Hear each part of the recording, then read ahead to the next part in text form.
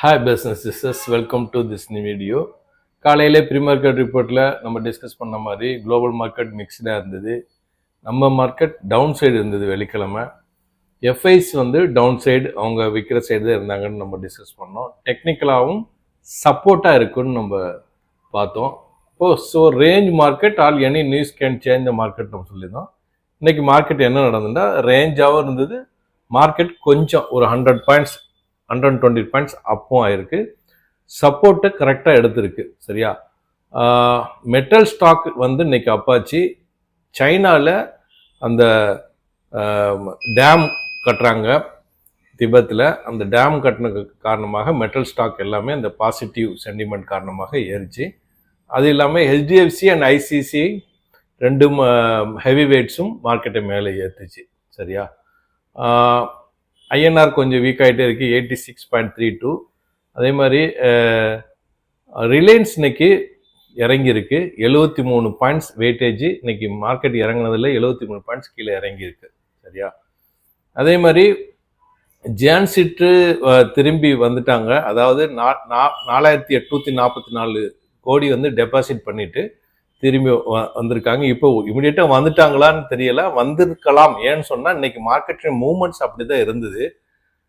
Yesterday close வந்து 24,968. இந்த சார்ட்டை பாருங்க. Yesterday close 24,968. Today open 24,999. ஒரு 30 பாயிண்ட் கேப் அப் ஆச்சு. கிஃப்ட் நிஃப்டி ஃப்ளாட்டாக ட்ரேடானால ஃப்ளாட்டுன்னு நான் அப்டேட் பண்ணியிருந்தேன் டெலிகிராமில்.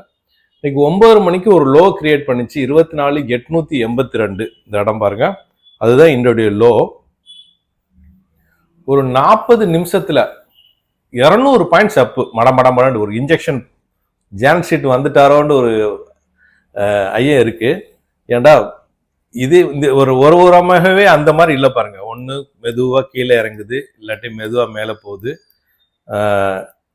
அந்த மூமெண்ட்ஸ் எல்லாமே அப்படிதான் இருந்துச்சு.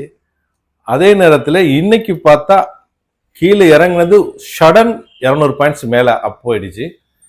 அப்போ ஜென்ஷீட் வந்துட்டாரு, அவர் வேலையை ஆரம்பிச்சிட்டாரோ அப்படிங்கிற ஒரு ஐயம் இருக்கிறது. அது இனிமேல் தெரிய வரும் நமக்கு. ஆனால் அவங்க செபி வந்து ரொம்ப மானிட்டர் பண்ணுறதாக நியூஸ்கள் இருக்குது. ரைட்டா? சரி, இன்னைக்கு ஓப்பன் 24,999, ஹை 25,111. டே கேண்டில் மாற்றிடுறான். ஒரு ஹேங்கிங் மேன் கேண்டில் போட்டிருக்கு. Low 24,882, close 25,090. Support 24,900, resistance 25,300. Advance 1,295, decline 1,392. Red candle 19, green candle 32. Top gainer வந்து எட்டர்னல். அதோடைய காரணம் வந்து இன்னைக்கு நல்லாவே அதோடைய ரிசல்ட் Q1 ரிசல்ட் இருந்திருக்கு. Revenue jump 70%. அதனால இன்னைக்கு டாப் கெய்னரா எட்டர்னல் தான் இருந்தது. அப்புறம் ICC bank 2.25% up, HDFC 2.25% up, HDFC life 1.25% up. Top loser Reliance வந்து 3.25% down, Wipro 2.5% down, Indus India 1.5% down, HS motors 1.5% town.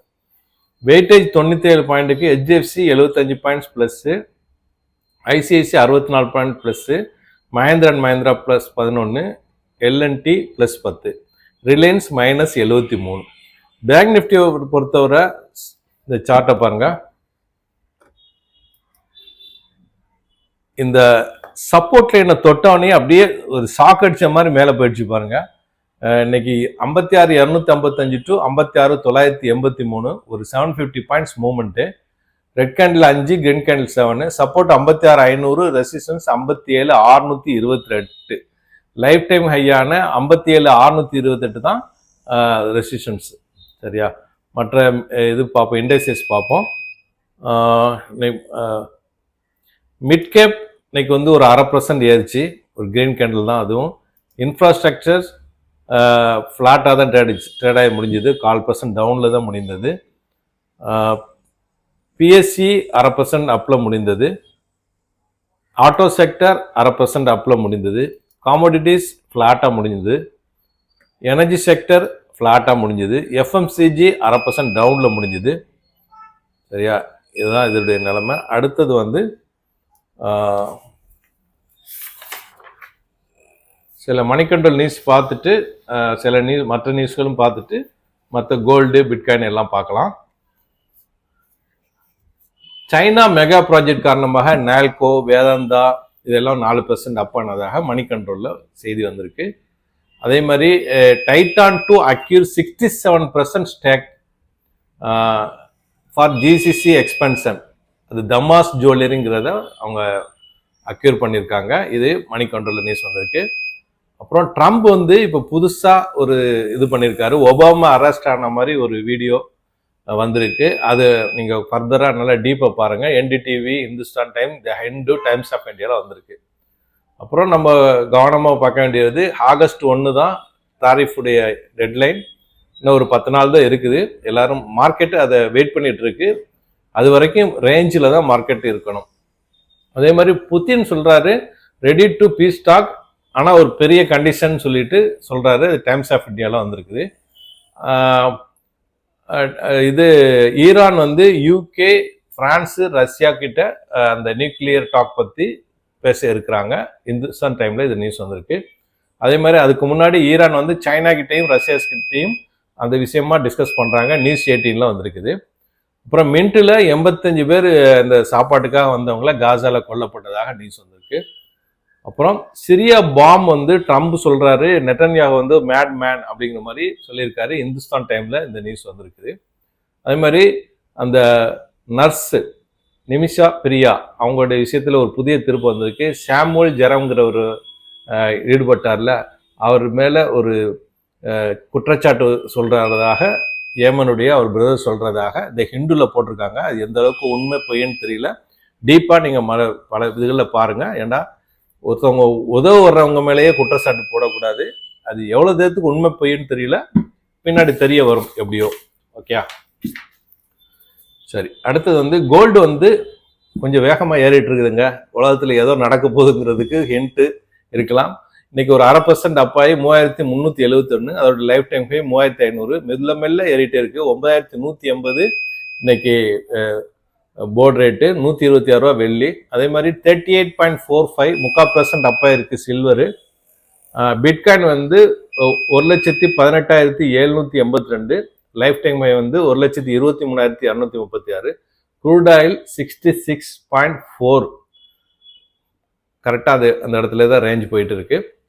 Global market பொறுத்தவரை US market Dow Jones 0.25% up, S&P 500 flat, நாஸ்டாக் flat. Europe market இங்கிலாந்து FTSE 0.5% down, CSE Italy 0.5% down, DX 0.5% down. Asian market Japan Nikkei data எதுவும் வரல. Singapore Straits Times 0.5% up, Hong Kong Hang Seng 0.5% up, Taiwan 0.5% down, Korea Kospi 3/4% up, SCT composite 0.5% up, Jakarta Indonesia 1.25% up, China Shanghai 3/4% அப்பு. எல்லாம் வந்து 1%க்குள்ள up and down நடந்துட்டு இருக்கு. ட்ரம்ப்புடைய தாரிஃபு எல்லாம் எதிர்பார்த்துட்டு இருக்காங்க, நம்ம புரிஞ்சுக்கலாம். சரியா? இந்தோனேஷியா மட்டும் 1.25% அப்பு, அதோடைய இது முடிஞ்சுது டாரிஃபு. டெக்னிக்கலாக இப்போ பார்த்துடலாம். இந்த சார்ட்டை பாருங்க, ட்ரெண்ட் லைன் வரைகிறேன். ஒரு நைஸ் ரைசிங் சேனல் ஃபார்ம் ஆயிருக்கு. ஓகே, அதை கண்டினியூ பண்ணி சப்போர்ட்ல மேலே மார்க்கெட் ஏறிடுச்சு. சிம்பிள். இதே 4 ஹவர்ஸ்ல மாத்திரம் இப்போ ஒரு அந்த 4 ஹவர்ஸ்ல ஒரு நைஸ் ஃபாலிங் சேனல் இருக்குது. இந்த பாருங்க,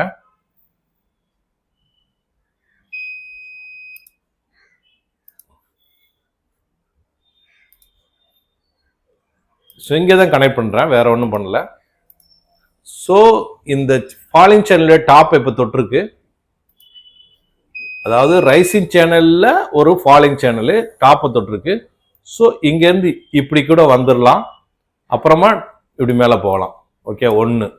அப்படி இல்லாட்டி இப்படி வந்துட்டு பிரேக் அவுட் கொடுத்துடலாம், இதுலேயே போகலாம். இது நம்பர் 2. இல்லாட்டி கன்சால்டேஷன். இது 3ல் 1 தான் நடக்கும். எல்லாமே ஒரு நியூஸு, ரிசல்ட்ஸு எல்லாத்தையும் எதிர்பார்த்து போகும். வரும் நாட்கள்லாம் நம்ம பார்ப்போம். சரியா? அப்புறம் ஆப்ஷன் செயினை பொறுத்தவரை 2 இதுதான் அதிகமான டேட்டாஸ் இருக்கு. சப்போர்ட் சைடு வந்து 24,900 1,05,952 கான்ட்ராக்ட் இருக்கு. ரெசிஸ்டன்ஸ் சைடு 25,100ல 1,07,213, 25,500ல 1,06,294. சரியா, 3 கான்ட்ராக்ட் தான் அதிகமான ஓப்பன் இன்ட்ரெஸ்ட் இருக்கு.